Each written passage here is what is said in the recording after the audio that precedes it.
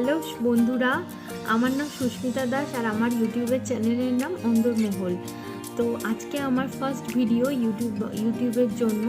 আজকে আমি flower vase বানাবো, যেটা ডিকোপেজ দিয়ে পেন্ট করা হবে। আর তো পুরো ভিডিওটা দেখবেন অবশ্যই, ভালো লাগলে চ্যানেলটিকে লাইক করবেন, শেয়ার করবেন, সাবস্ক্রাইব করবেন। আর আর এইটা ফার্স্ট আমার ইউটিউব ভিডিও, তো অবশ্যই পুরো ভিডিওটা ভালো লাগলে দেখবেন। আর ডিকোপেজ পেন্ট করার জন্য এই ডিকোপেজ লাগবে, টিস্যু পেপার। এর এখানে 8খানা পেপার আছে। এটা অ্যামাজন থেকে নেওয়া। আর লাগছে মটকচ, এটা ফেভিক্রিলের নেওয়া। আর ফেব্রিক লাগছে, হোয়াইট কালার ফেব্রিক। আর বার্নিশ, আর দুটো ব্রাশ, ফ্ল্যাট ব্রাশ। আর লাগছে যে কোনো খালি কৌটো বা ডিব্বে লাগবে। প্রথমে একটা স্পঞ্জ নিয়ে আমরা ফেব্রিক কালার দিয়ে ডিব্বেটাকে ভালো মতো রং করে নেব। ড্যাব ড্যাব করে রং করতে হবে।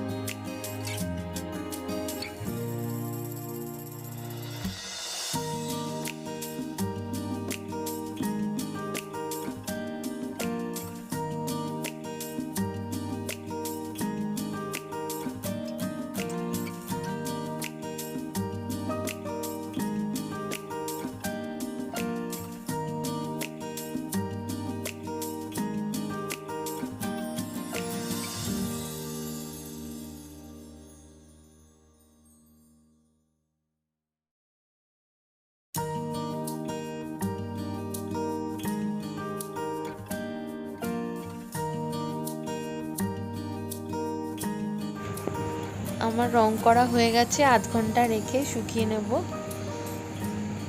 এখন রংটা কমপ্লিট হয়ে গেছে।